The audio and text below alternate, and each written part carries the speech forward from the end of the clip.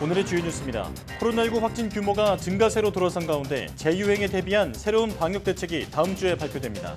정부는 지금의 증가세가 새로운 유행으로 더 커질지를 종합적으로 검토한 뒤 오는 13일 의료 방역 대책을 발표한다고 밝혔습니다. 코로나19 재확산 조짐은 우리나라뿐 아니라 미국과 유럽 등 전 세계에 걸쳐 나타나고 있습니다. 확산세의 주요 원인은 오미크론 합의 변이인 BA4와 BA5로 꼽히는데 휴가철을 거치며 확산세가 더 커질 것으로 우려됩니다.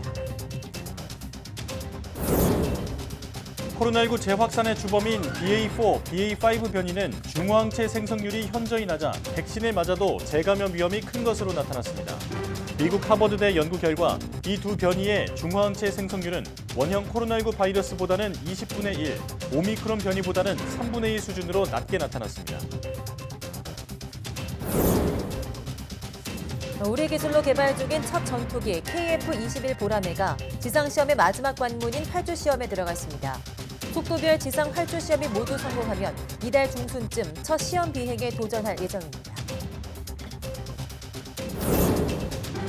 수학계 노벨상인 필즈상을 한국계로는 처음 수상한 허준희 미국 프린스턴대 교수가 인천공항을 통해 귀국했습니다. 허 교수는 오는 13일 대중 강연을 시작으로 여느 때처럼 올여름도 한국에서 보낼 예정입니다.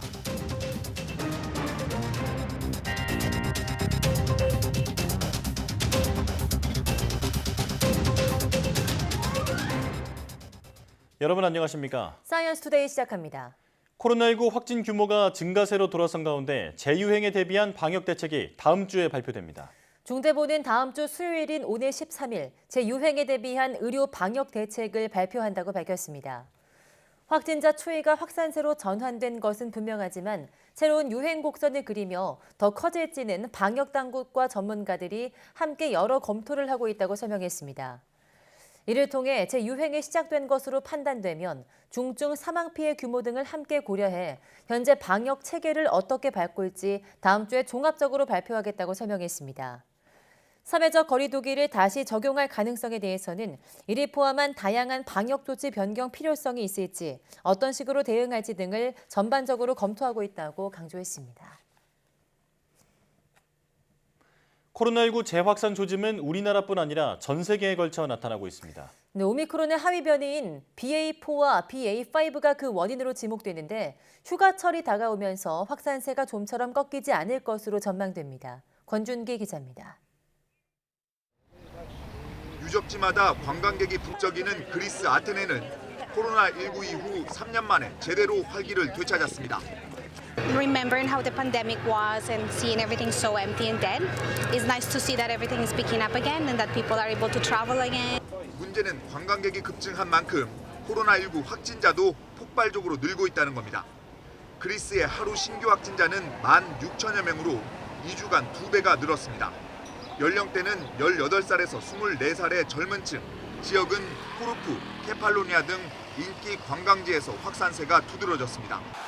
스페인에서도 유명 관광지인 이비사, 마요르카 등지에서 확진자가 속출해 2주 전보다 60% 가까이 늘었습니다. 프랑스, 이탈리아, 독일 등 유럽 주요 국가에서도 일제히 재확산 조짐을 보이고 있고 방역 모범국으로 꼽혔던 뉴질랜드도 하루 확진자가 10,000명 넘게 나오고 있습니다. 미국에선 독립기념일 연휴를 지나며 확진자가 급증해 1일 기준 22만 명을 넘어섰습니다. Globally, reported cases have increased nearly 30% over the past 2 weeks. 4 out of 6 of the WHO sub-regions saw cases increase in the last week. 세계적인 확산세의 주요 원인은 오미크론의 하부 변이인 BA4와 BA5로 꼽힙니다. 전파력이 더 센 데다 자연 감염이나 기존 백신으로 생긴 면역마저 회피하는 특성을 보이기 때문입니다. WHO는 휴가철을 거치며 확산세가 지속하겠지만 그동안 축적한 경험을 바탕으로 코로나19 초기와 같은 재앙이 반복되진 않을 것으로 내다봤습니다. YTN 권중기입니다. 코로나19 BA5 변이가 오미크론 등 기존 바이러스보다 중화항체 생성률이 현저히 낮아 재감염 위험이 큰 것으로 나타났습니다.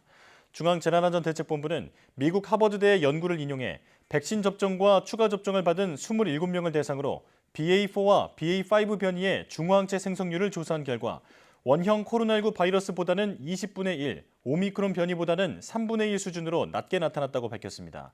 이는 백신 접종이나 감염으로 인해 면역력을 형성한 사람이라도 BA4와 BA5 변이에 쉽게 재감염될 수 있다는 뜻입니다. 방역당국은 높은 면역 회피성에도 불구하고 예방접종에 따른 위중증과 사망 예방 효과는 높다며 고위험군에 대한 예방접종은 여전히 중요하다고 강조했습니다. 코로나19 확진자 수가 반등하는 가운데 먹는 치료제 팍스로비드 처방량도 증가했습니다. 중앙방역대책본부는 지난 1일부터 7일까지 사용된 팍스로비드는 1,732명분이라고 밝혔습니다. 코로나19 유행이 감소세를 보이면서 900명대까지 내려갔던 주간 팍스로비드 처방량은 최근 들어 다시 늘고 있습니다. 지난달 3일에서 9일 1,549명분에서 10일에서 16일 988명분, 17일에서 23일 955명분으로 감소하던 주간 팍스로비드 처방량은 같은 달 24일에서 30일에는 1,341명으로 증가한 뒤 2주 연속 늘었습니다. 지난 1월 14일부터 국내 누적 팍스로비드 처방량은 26만 1,836명분입니다. 국내 팍스로비드 재고량은 7일 오후 6시 기준 70만 2,634명분입니다. 국내 첫 원숭이 도청 확진자가 7일 격리 해제돼 퇴원했습니다. 질병관리청은 환자의 모든 피부병변 부위가 회복돼 감염력이 소실된 것으로 의료진이 판단했다면서 이같이 밝혔습니다. 국내 첫 원숭이 도청 환자는 지난달 22일 확진 판정을 받았고 이후 15일 만에 퇴원했습니다. 질병청은 임상 증상과 피부 병변 상태 등을 종합적으로 고려해 격리 해제를 결정했고 퇴원 당시 건강 상태가 양호한 것으로 확인됐다고 설명했습니다. 식품의약품안전처는 예년보다 일찍 찾아온 무더위에 여름철 식중독에 걸리지 않도록 주의해달라고 당부했습니다. 식약처는 이례적으로 기온이 상승하고 있는 만큼 살모넬라 등 세균성 식중독에 더욱 주의해야 한다고 강조했습니다. 겨울철 식중독으로 알려진 노로바이러스도 최근엔 계절과 상관없이 여름에도 퍼지고 있습니다. 식약처는 최근 5년간 연평균 통계로 보면 식중독 발생 장소는 282건 중 164건이 음식점이었다고 밝혔습니다. 부정맥의 한 종류로 심장이 불규칙하게 뛰는 질환인 심방세동 환자가 눈에 띄게 늘고 있습니다. 치료 시기를 놓치면 자칫 뇌졸중을 부릴 수도 있는데 스마트워치 같은 기기를 활용하면 진단에 도움을 받을 수 있습니다. 김평정 기자입니다.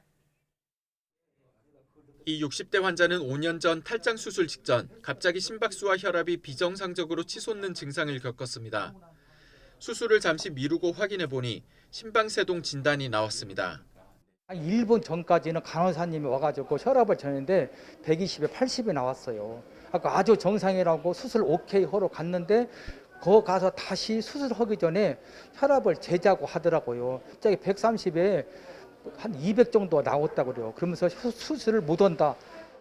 이 환자는 비교적 빨리 발견한 덕에 꾸준한 운동과 관리로 심장 건강을 유지하고 있지만 그렇지 못한 경우도 많습니다. 규칙적인 전기 자극으로 운동해야 하는 심장의 윗부분, 심방에 불규칙한 전기 자극이 생기면 매우 빠른 속도로 수축해 가늘게 떨기만 하는 심방세동이 생깁니다. 심장이 빨리 뛰면 혈전이 잘 생기는데 혈전이 뇌동맥으로 흘러가면 뇌졸중에 이를 수도 있습니다. 그러니까 정상적으로 이렇게 심장이 이렇게 움직이는데 이렇게 움직이는 거예요. 그래서 이게 심장이 제대로 피가 안 흐르기 때문에 그것 때문에 이제 뇌졸중이 생길 수도 있고 염증도 많이 올라간다 그래요. 심방세동 환자들이. 그러니까 그런 여러 가지 원인 때문에 이제 뇌졸중이 많이 생긴다 생각하시면 돼요. 특히 60세 이상 고령층은 치료 시기를 놓치면 뇌졸중에 이를 가능성이 더 커집니다. 지난 2020년 심방세동 환자가 24만 4천 명으로 4년 전보다 35%나 늘었는데 60세 이상 환자 비중이 80%나 됐습니다. 갑자기 가슴이 두근거리고 심장이 빠르게 뛴다면 심방세동을 의심해봐야 하고 스마트워치 같은 기기를 이용하는 것도 도움이 됩니다. 요즘 나오는 의료기기들은 다 그런 기능을 갖고 있어요. 그러니까 그런 보조적인 장치를 통해서 이상이 있다는 걸 알게 되면 빨리 전문가하고 상담하는 게 좋습니다. 심방세동 환자 10명 가운데 4명은 아무런 증상이 없기 때문에 60세 이상이라면 정기적인 검진을 받는 것이 조기 발견에 도움이 됩니다. YTN 김평정입니다.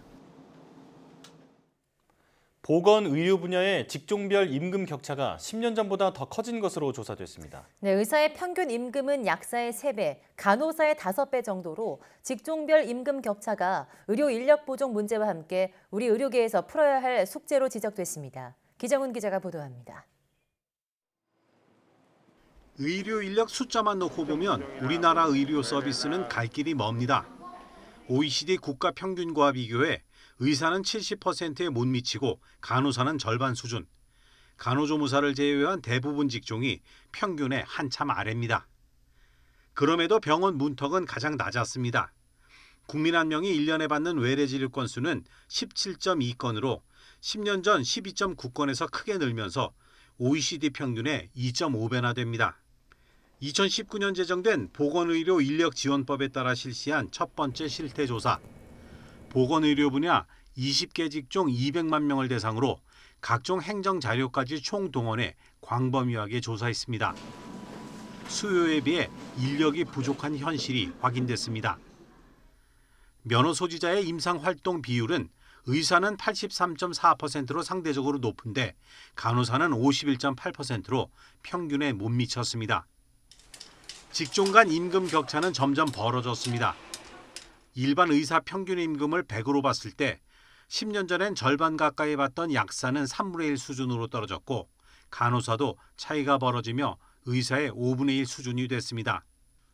10년 전엔 큰 차이 없던 치과 의사도 10% 넘게 차이를 벌였고 한의사의 수입은 의사의 절반 이하가 됐습니다. 인력 고령화도 심각한 문제입니다. 의사와 약사, 간호사의 3개 직종의 평균 연령이 모두 10년 전보다 4살가량 많아지며 의료 인력 고령화가 빠르게 진행되고 있습니다. 국민의 고령화와 함께 보건의료 인력도 고령화가 될 겁니다. 이 말은 고령화로 인해서 그 의료 서비스가 증가하는 시기에 보건의료 인력도 은퇴 시점을 맞이하게 된다는 거거든요. 그래서 향후에는 보건의료 인력의 부족 문제를 좀 주목해야 될 점이라고 생각을 합니다. 전 세계 공통인 지역별 불균형 문제는 우리도 예외가 아니어서 의사와 약사는 서울에, 간호사는 광주와 서울에 가장 많은 인력이 집중된 것으로 나타났습니다. YTN 기정훈입니다.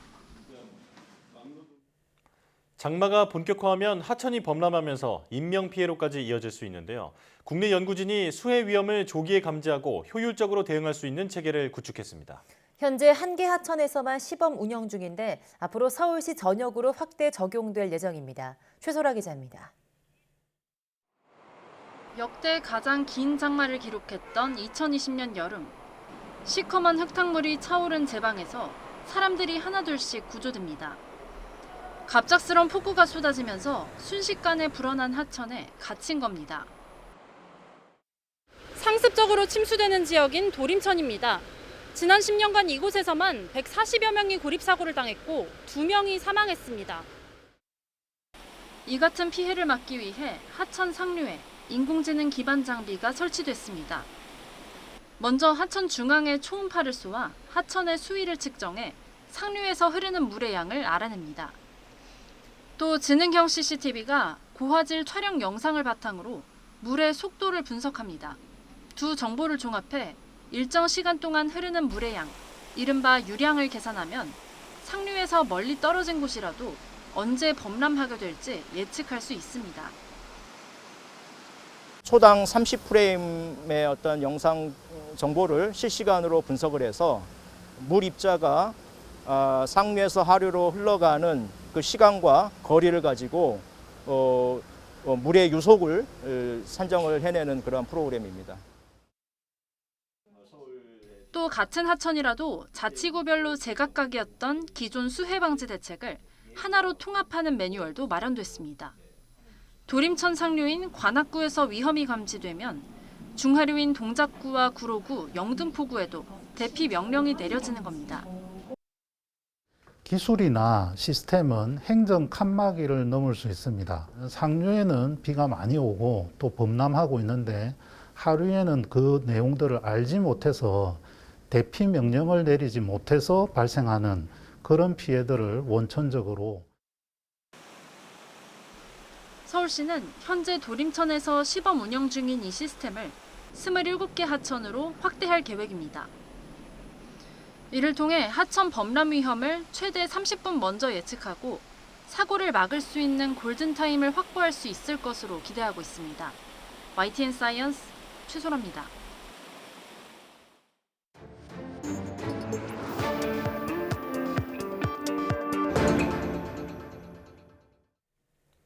한 주간 가장 주목받은 과학 소식을 되돌아보는 사이언스 핫5 시간입니다. 네, 이번 주에는 어떤 이야기가 주목을 받았는지 최소라 기자와 함께 알아보겠습니다. 어서 오세요. 안녕하세요. 네, 5위 소식부터 알아볼까요? 네, 지난달 누리호가 성공적으로 발사되면서 성능 검증 위성이 지구 상공 700km를 안정적으로 돌고 있는데요. 이 성능 검증 위성에는 국내 대학팀들이 개발한 4기의 큐브 위성이 실려 있었죠. 모든 큐브 위성이 성공적으로 우주에 사출됐다는 소식이 5위를 차지했습니다.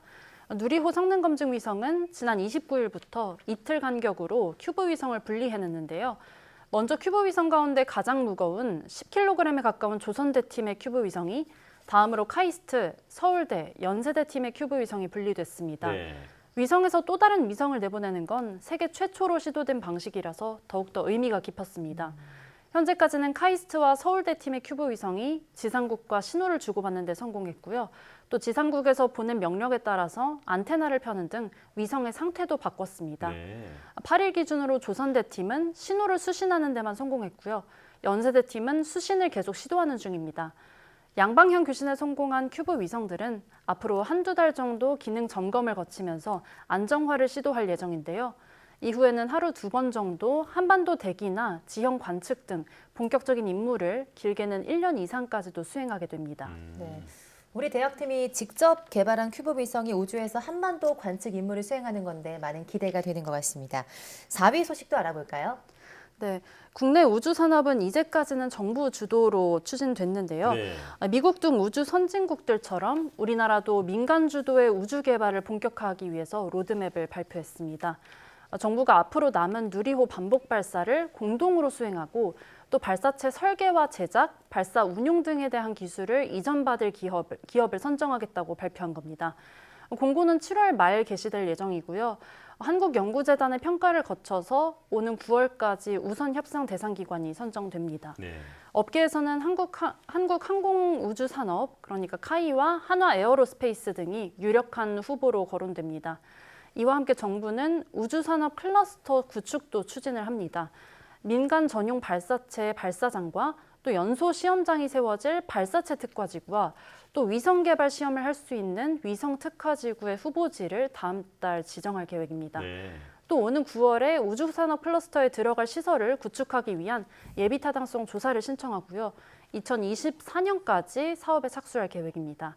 정부는 이번 계획을 통해서 민간이 주도하는 우주산업, 그러니까 뉴스페이스 시대를 앞당길 수 있다고 보고 있습니다. 현재 전 세계적으로 가장 뛰어난 우주 기술을 가진 곳 중 하나가 미국 스페이스X인데요.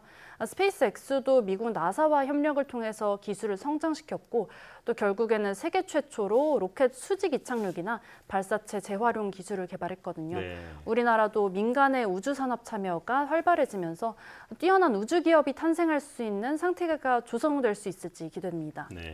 한국형 스페이스X도 얼른 탄생하길 기대해 보겠습니다. 자, 이제 3위 소식이죠?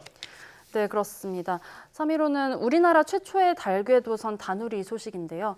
다누리가 다음 달 발사를 위해서 미국 발사장으로 이동했습니다. 다누리는 지난 6일에 인천공항에서 비행기를 통해서 미국 올랜도 공항까지 옮겨졌고요. 7일에는 육로로 발사장인 미국 케이프 커네버럴 우주군 기지에 무사히 도착했습니다. 다누리는 발사 전까지 약 한 달 동안 상태 점검과 연료 주입, 또 발사체 결합 등 발사 준비 과정을 거치게 될 텐데요. 이후에 한국 시각으로 다음 달 3일 오전 8시 24분에 스페이스X의 팰컨 9 발사체에 실려서 우주로 향하게 됩니다. 다누리는 오는 12월 말 달 궤도에 안착할 예정인데요. 내년 한 해 동안 달 상공 100km를 하루 12번씩 돌면서 자기장과 감마선을 측정하고 우주 인터넷 기술도 검증합니다. 또 미국 나사가 제공한 음영지역 카메라를 통해서 미국 아르테미스의 달 착륙 후보지도 탐색할 예정입니다. 네, 발사가 약 한 달도 남지 않았는데요. 꼭 성공할 수 있었으면 좋겠습니다. 네, 2위 소식도 알아볼까요? 네, 국내 코로나 신규 환자가 연일 2만 명 가까이 발생하는 등 다시 증가세로 돌아섰습니다. 이런 재확산은 미국이나 유럽 등 전 세계적으로 나타나고 있는데요. 네. 원인으로는 오미크론의 하위 변이인 BA5와 BA4가 지목됩니다. 이들 변이는 스텔스 오미크론보다 전파력이 30% 정도 높다고 평가를 받고 있습니다. 또 기존 자연 감염이나 백신으로 만들어진 황체를 회피하는 능력을 갖췄다는 연구 결과도 나왔습니다.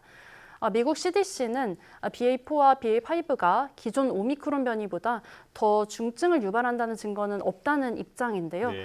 그러나 감염자가 늘면 자연스럽게 입원 환자도 증가할 것으로 보입니다. 유럽은 최근 일주일 사이 신규 확진자가 33% 증가했고요. 포르투갈과 이스라엘에서는 이미 입원율이 오미크론 정점대 수준으로 증가하고 있습니다. 네. 방역당국은 전파력이 높은 변이가 빠르게 우세화하면서 재확산 시기가 예상보다 일찍 찾아온 것으로 평가했는데요. 병상 확보와 방역 점검 강화를 통해서 의료와 방역 대응 체계가 즉시 가동될 수 있도록 철저히 준비하고 있다고 말했습니다. 네, 우리도 생활 속에서 느슨해진 긴장감을 다시 조일 때가 된 것 같습니다. 자, 이제 드디어 1위 소식인데 어떤 소식이 가장 큰 주목을 받았나요? 이번 주 수학계에 최근 들어 가장 반가운 소식이 있었죠. 아마 예상 가실 텐데요. 허준희 미 프린스턴대 교수가 한국계 최초로 수학계 노벨상으로 불리는 필즈상을 받았습니다. 필즈상은 수학 분야에서 탁월한 업적을 낸 만 40세 미만의 젊은 수학자에게 주는 상으로 수학계 최고 영예입니다. 네. 허 교수는 미국 캘리포니아에서 태어나서 2살 때 한국으로 돌아와서 서울대에서 석사와 학사를 마치고 또 미국에서 박사 과정을 수료한 뒤에 현재 미국 프린스턴대 교수로 재직하고 있습니다. 허 교수는 석사 과정 때부터 대수기하학을 연구했고요. 지난 2012년 수학계 난제인 리드 추측을 해결하면서 수학계 스타로 떠올랐습니다. 네. 2018년에는 로타 추측을 해결하는 등 10여 개의 수학 난제를 해결하면서 이번에 필즈상을 받게 된 겁니다. 허 교수는 8일 한국에 입국했고요. 한국에서 여름을 보낼 계획이라고 밝혔는데요. 허 교수는 오는 13일엔 고등과학원에서 대중 강연을 할 계획입니다. 네. 허 교수는 또 한국의 수학계 발전을 위해서 할 일이 조금 더 커진 것 같아 마음이 무겁지만 많은 사람들이 축하해줘서 기쁘다고 말했습니다. 허 교수의 수상 소식과 함께 수학계는 올해 또 다른 경사가 겹쳤는데요. 우리나라가 올해 초에 국제수학연맹으로부터 최고 등급인 5그룹으로 승격됐습니다. 네. 1981년 최하위 등급인 1그룹으로 국제수학연맹에 가입한 지 41년 만의 일로 가입국 가운데 최단 기간 이뤄낸 성과입니다. 이와 함께 금종해 대한수학회 회장도 국제수학연맹 집행위원으로 새로 선출됐다는 반갑고 자랑스러운 소식도 전해졌습니다. 네, 허준희 교수의 앞으로의 행보에도 많은 기대 바랍니다. 네, 지금까지 최소라 기자와 함께했습니다. 오늘 말씀 고맙습니다. 감사합니다.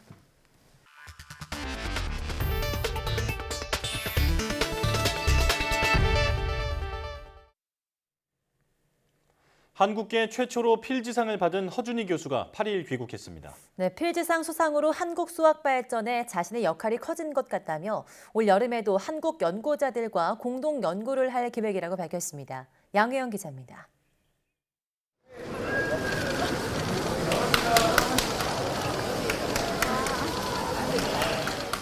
공항 게이트를 나오자마자 마중 나온 아들을 얼싸안고 수상의 기쁨을 나눈 허준희 교수.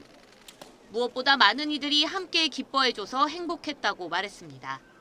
일단 저랑 함께 열심히 같이 연구한 동료들을 대표해서 큰 상을 받게 돼서 매우 기쁘고요. 앞으로 한국 수학계의 발전을 위해서 제가 할 역할이 조금 더 커진 듯 해서 마음이 무겁기도 하지만 전체적으로 행복하고 기쁩니다. 허 교수는 올여름 고등과학원에서 근무하며 한국 수학자들과 함께 공부할 계획이라고 밝혔습니다. 수학을 공부하는 학생들에게는 가끔은 적당할 때 포기할 줄 아는 마음도 중요하다며 각자가 재미있는 방향으로 공부할 것을 조언했습니다. 또 시행착오를 겪고 뒤늦게 수학 연구를 시작했던 자신의 경험을 이야기하며 청년들에게도 용기를 북돋아줬습니다. 지금 다 돌아와서 생각해 보니까 제가 걸어온 길이 이제 구불구불하기는 했지만 저한테는 그게 가장 좋고 빠르고 최적화된 길이었던 것 같아요. 마음을 여유롭게 가지시고 천천히 차근차근 한 발짝 한 발짝 걸어 나가시면 좋은 결과 있을 거라고 믿습니다. 공항에는 아들과 함께 부인 김나영 씨도 마중을 나왔지만 카메라가 쑥스러운 듯 조용히 남편을 반겼습니다. 허준희 교수는 오는 13일 고등과학원에서 대중을 위한 수학 강연을 시작으로 올 여름 동안 한국에 머물 계획입니다. YTN 사이언스 양호영입니다. 우리 기술로 개발 중인 첫 전투기 KF-21 보라매가 지상시험의 마지막 관문인 지상 활주 시험에 돌입했습니다. KF-21은 개발 착수 6년 반 만인 이번 달 첫 비행 도전에 나섭니다. 신준명 기자입니다. 날렵한 모습의 전투기 한 대가 활주로의 모습을 드러냈습니다. 웅장한 소리와 함께 활주로 끝과 끝으로 가며 당당한 위용을 자랑합니다. 우리나라가 세계 8번째로 개발 중인 4.5세대 초음속 전투기 KF-21 보라매가 지상시험의 마지막 관문 지상 활주 시험에 돌입한 모습입니다. 지상 활주 시험을 마친 KF-21 CJ 1호기입니다. 지상 활주 시험이 언론에 공개된 건 이번이 처음인데 앞으로 저속, 중속, 고속 상태의 시험을 추가로 진행한 뒤에 이르면 이번 달 중순 최초로 첫 시험 비행에 도전합니다. 이를 앞두고 지상시험도 박차를 가하고 있습니다. 마하 1.8의 속도를 내게 하는 전투기의 심장, 엔진의 성능 검증을 최근 성공적으로 마쳤고 이착륙 시의 충격, 비행 중 공기저항 등의 기체가 충분히 견디는지 확인하는 시험도 반복적으로 진행하며 만반의 준비를 하고 있습니다. 구성품의 모든 비행 안전성이 검증이 끝나고 나면 땅을 박차고 하늘을 뛰어오르는 비로소 최초 비행이 이루어질 걸로 봅니다. KF-21은 오는 2026년까지 2200여 회의 시험 비행이 이뤄집니다. 이후 양산에 들어가 2032년까지 우리 군에 120대가 도입돼 기존 노후 전투기를 대체하고 공군의 핵심 전력으로 자리하게 될 전망입니다. YTN 신준명입니다. 요즘 무엇 하나 싼 게 없고 모든 물가가 치솟아 서민들의 허리가 휘고 있죠. 경기의 흐름을 따라 과거에도 이렇게 어려울 때가 있었는데요. 지난 90년대 고물가 시대를 지나던 사람들의 모습을 잠깐 영상으로 한번 보시겠습니다. 한동안 인기 업종으로 호황을 누려왔던 주유소. 각종 판촉물로 고객 유치 경쟁에 나섰습니다.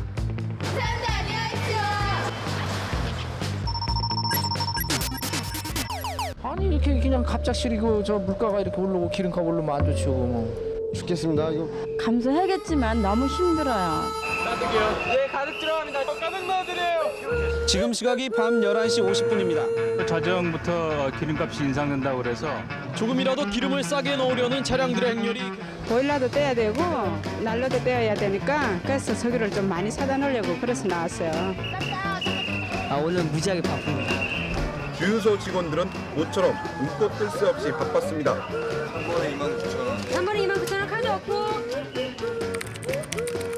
특히 요즘 들어 혼수 기름을 넣는 셀프 서비스를 이용하는 운전자들이 늘고 있습니다. 아직 사용 방법을 잘 몰라서 좀 더듬거리는데 적립이 되고 가격이 싸고요. 국제유가가 고공행진을 지속하면서 값싼 유사 석유 제품이 판을 치는 것입니다. 이 씨는 지난 7월 송유관에 구멍을 뚫었습니다. 이런 수법으로 빼돌린 기름은 넉 달 동안 휘발유 5만 리터와 등유 1,200리터로 유류세 인하폭을 최대 한도인 37%까지 확대하여 서민들한테 와닿는 거는 거의 없는 것 같아요. 많이 인하됐으면 좋겠죠. 좀 빨리 기름값이 내려갔으면 좋겠다는 소원밖에 없습니다.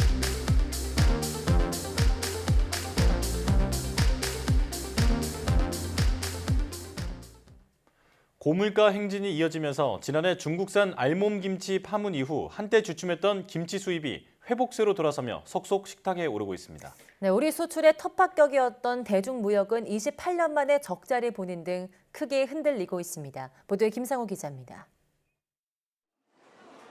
경제수장은 현장 물가 점검에 나설 때마다 빠지지 않고 채소값을 챙깁니다.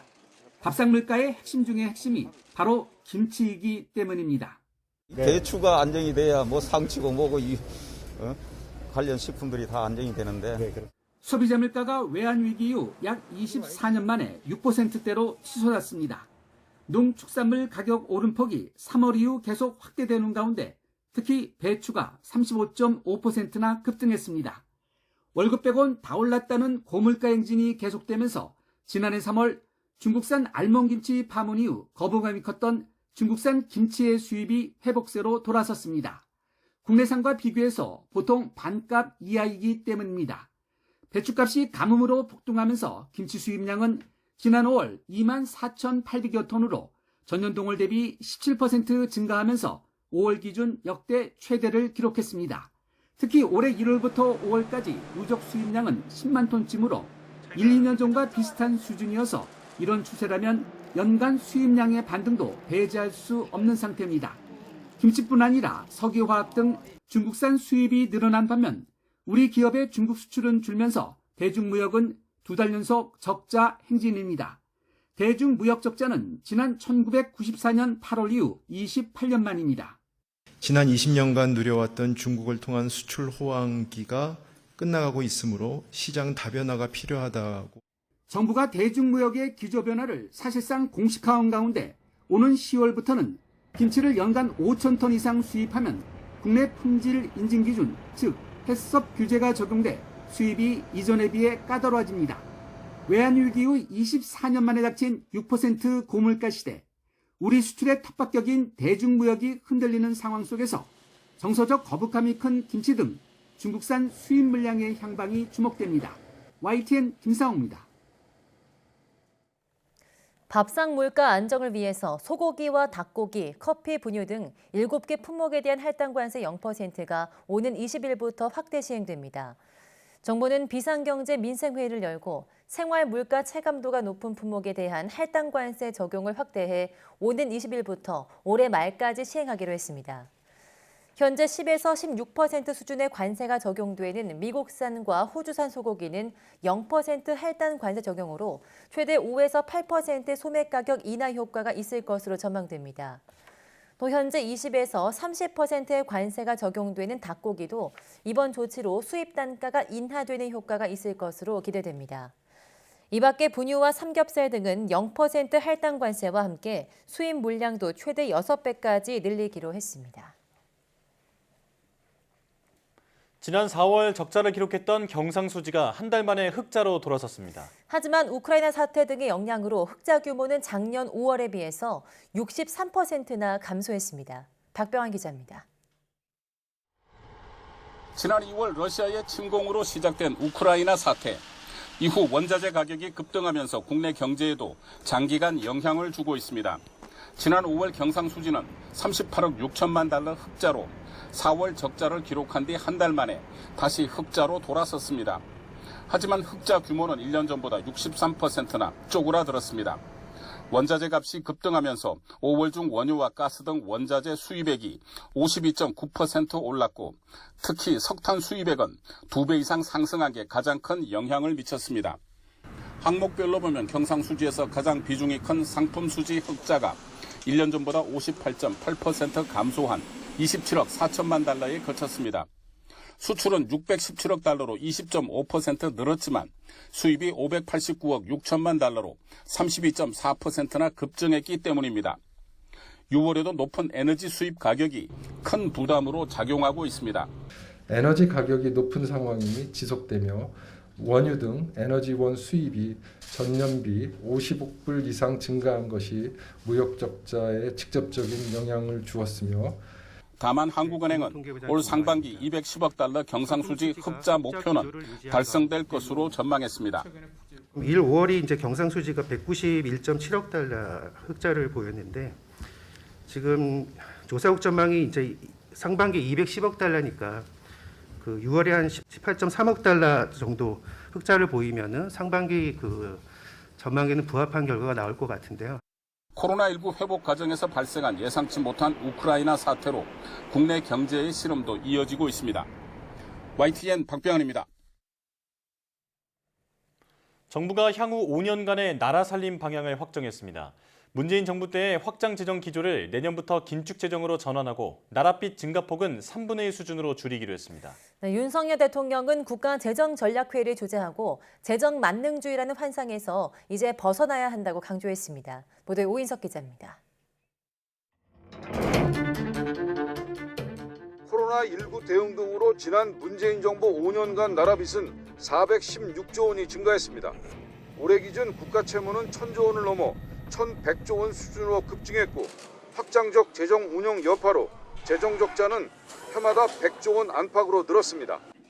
윤석열 대통령은 예산만 투입하면 저절로 경제가 성장하고 민생이 나아질 거라는 재정 만능주의 환상에서 이제 벗어나야 한다고 강조했습니다.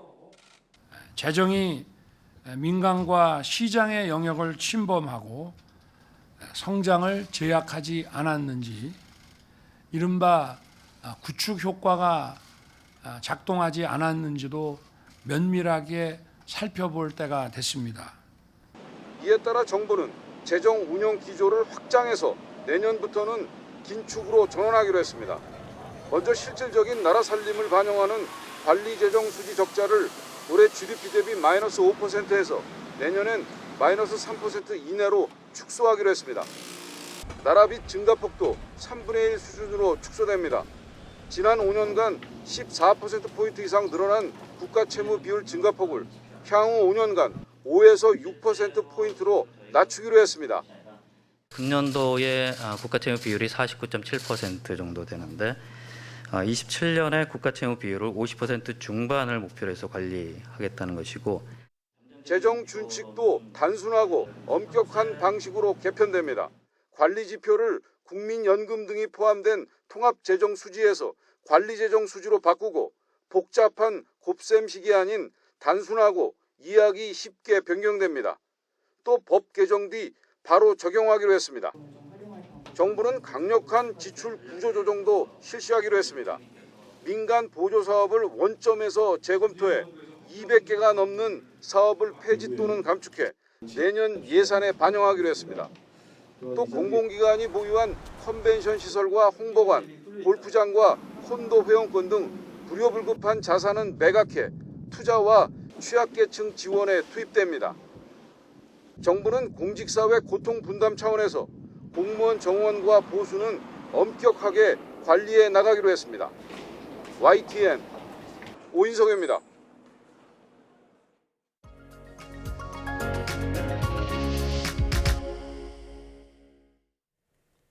영국 출신의 세계적인 예술가 줄리안 오피는 걷는 사람을 소재로 그림을 그리는 국내에서도 꽤나 친숙한 작가죠. 네, 걷는 사람들의 다양한 모습을 통해 도시인의 일상을 보여주는 줄리안 오피. 어떤 작가인지 오늘 사이언스 인 아트에서 알아보겠습니다. 온라인 아트 플랫폼 누아트 박수경 디렉터와 함께합니다. 어서 오세요. 안녕하세요. 네, 안녕하십니까. 자, 줄리안 오피가 정확히 누군지는 몰라도 이분의 작품을 많은 분들이 한 번쯤은 보셨을 것 같은데요. 서울역의 랜드마크라고 할 수 있는 그 붉은 건물에 지금 그 외벽에 전시가 이루어지고 있죠. 네, 맞습니다. 아마 서울역을 거쳐서 출퇴근하시는 분들은 줄리안 오피의 작품을 한 번쯤은 보셨을 텐데요. 네. 이 서울 스퀘어 빌딩 외벽에는 수만 개의 LED로 구성된 거대한 미디어 파사드가 있습니다. 바로 줄리안 오피의 군중이라는 작품인데요. 네. 이 다양한 색감의 옷차림을 한 사람들이 어딘가를 향해서 분주하게 걷고 있는 모습을 담고 있습니다. 이 작품은 걷는 행위 그 자체에 주목한 영상 작품인데요. 이 작품 속 등장인물이 어딘가를 향해 걷는 어떻게 보면 평범해 보이는 그런 모습을 예술적인 행위로 재탄생시킨 게 바로 줄리안 오피 작품의 특징입니다. 이렇게 국내에서도 무척 인지도가 높은 줄리안 오피는 영국의 대표적인 현대미술 작가인데요. 네. 1958년 런던에서 태어났고요. 골드스미스 대학에서 영국 현대미술 거장이라고 불리우는 마이클 크레이그 마틴에게 가르침을 받았습니다. 졸업 이후에도 쭉 런던에 거주하면서 활동하는데요. 런던 외에도 뉴욕, 서울, 또 취리 등을 포함해서 전 세계를 무대로 활동하는 줄리안 오피는 주로 바쁘게 걸어가는 현대인을 작품 속에 등장시킵니다. 네.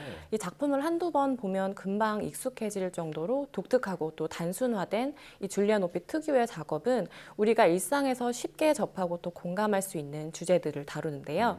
주로 사람이나 동물 또 풍경 같은 주변 환경들을 소재로 삼습니다. 네. 특히 동시대 대중들에게 익숙한 경험을 현대적인 이미지로 묘사함으로써 흥미를 이끌어냅니다. 네, 저도 어딘가에서 본 것 같은 그런 작품인데 단순해 보이지만 매력적이고 현대인의 일상을 잘 표현한 것 같은 그런 생각이 듭니다.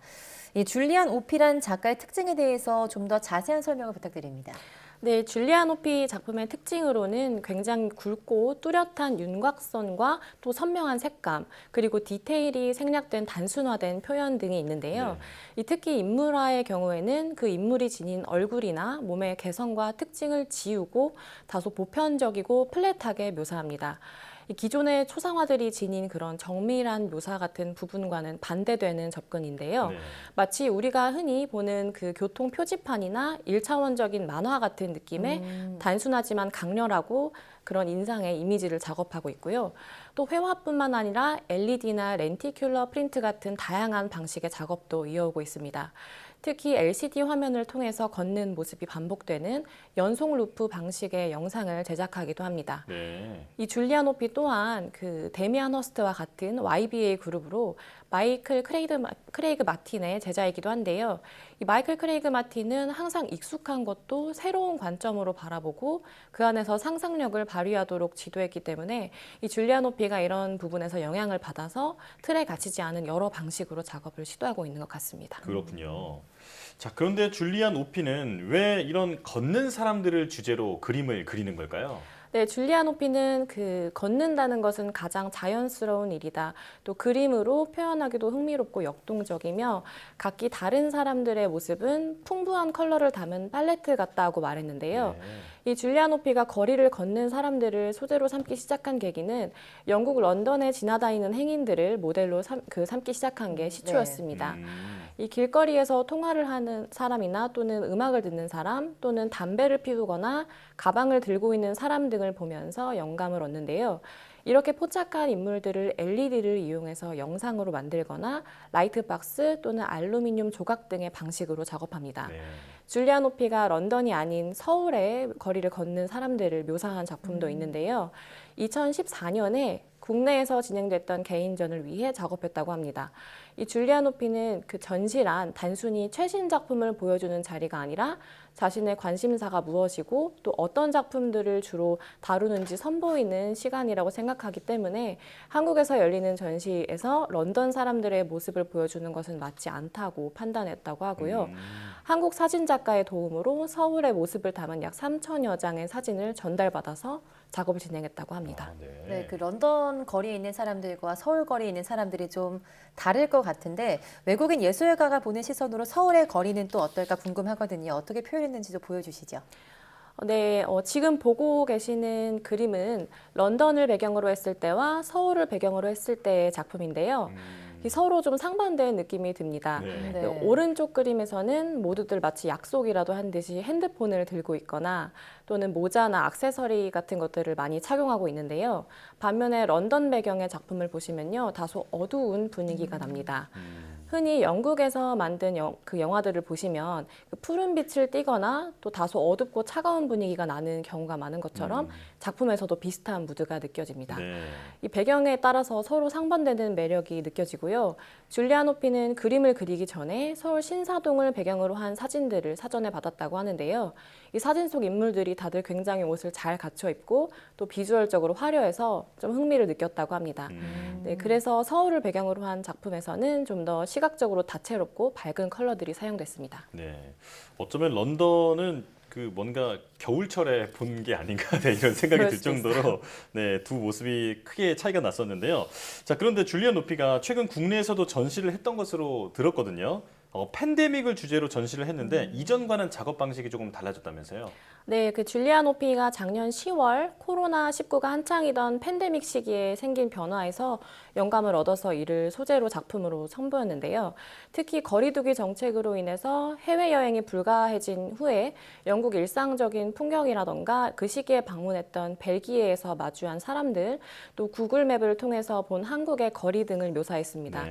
또 역시나 걷고 있는 사람들이 등장하지만 또 다른 상황 속에서의 사람들과 도심 속에서 마주하는 영국 전통의 건축물, 그리고 한국 인천에서 볼 수 있는 고층 빌딩 등을 표현했는데요. 특히 인천의 풍경은 구글 어스를 통해서 온라인으로 여행하고 무명의 건물들에서 영감을 받아서 작업했다고 합니다. 이 줄리아 높이는 팬데믹 시대의 일상을 한층 더 면밀하게 바라보게 되면서 그때 얻은 영감들을 작품과 전시로 녹여냈다고 하는데요. 아무렇지 않게 할 수 있었던 그런 걸어다니는 행위조차도 팬데믹 때문에 제약이 생기기도 했었는데 이런 것들 때문에 더욱 많은 것을 느끼지 않았을까 싶습니다. 네. 사실 줄리아 노피는 전시 기획에도 주도적으로 참여하는 것으로 유명한 작가인데요.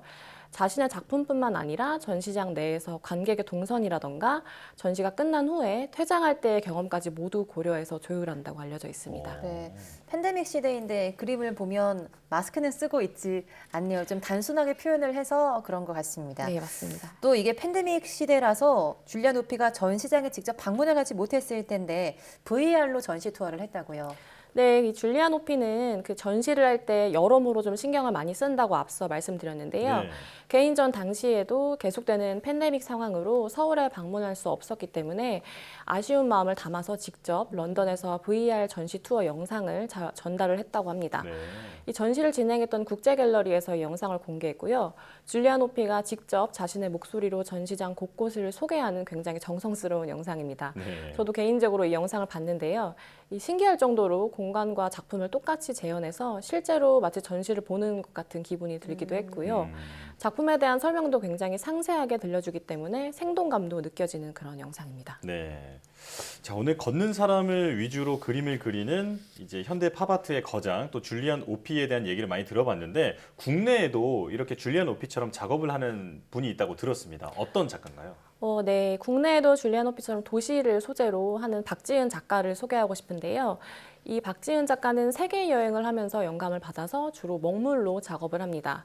현재 싱가포르, 홍콩 또 동남아권 국가에서도 활발하게 활동을 하고 있고요.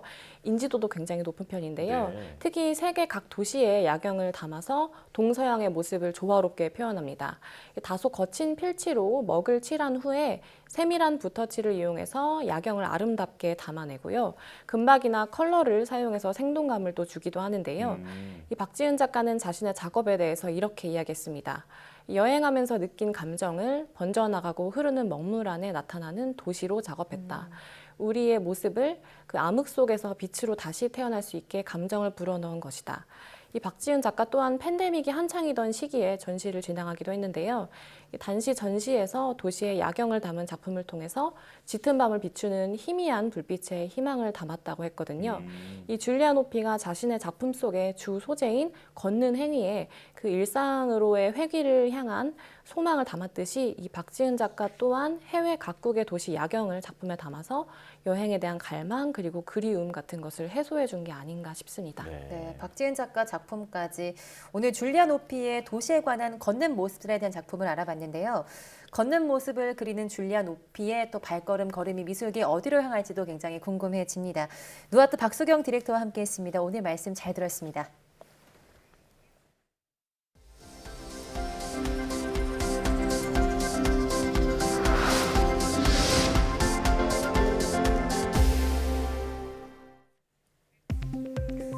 불임이나 습관성 유산, 사산이 뇌졸중 위험 증가와 연관이 있다는 연구 결과가 나왔습니다.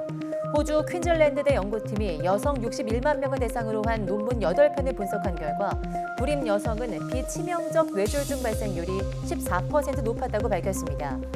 또 3번 이상 유산한 습관성 유산을 겪은 여성은 비치명적 뇌졸중 발생률이 35%, 치명적 뇌졸중 발생률이 82% 높았다고 말했습니다. 사산 경험이 있는 여성은 비치명적 뇌졸중 발생률이 31%, 치명적 뇌졸중 발생률이 26% 높았습니다. 늘리고 구부려도 빛을 감지하는 능력이 훼손되지 않는 신축성 나노 소자가 개발됐습니다.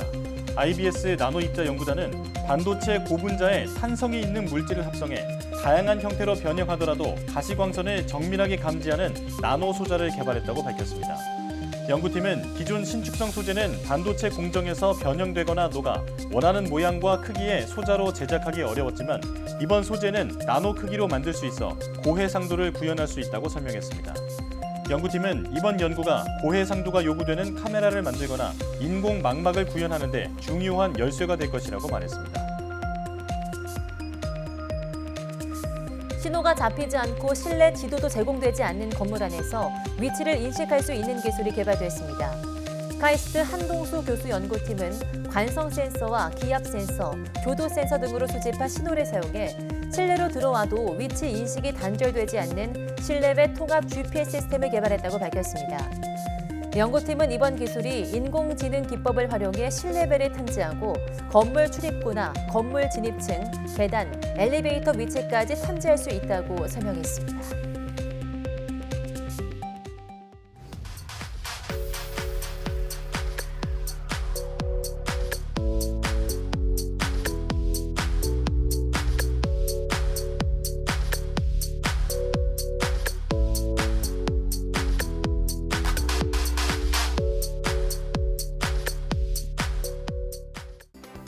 무더위가 연일 이어지면서 온열 질환 환자도 늘고 있습니다. 온열 질환에 걸리면 응급처치로 체온을 낮춰주고 수분을 보충해주는 것이 중요합니다. 하지만 의식이 없는 환자에게 물을 마시게 하는 행위는 기도를 막을 수 있고 또 의식이 있어도 카페인 음료를 마시는 행동은 이뇨작용으로 탈수 현상을 일으킬 수 있으니 주의해 주시기 바랍니다. 건강하고 평안한 주말 보내시기 바랍니다. 함께해 주신 여러분 고맙습니다.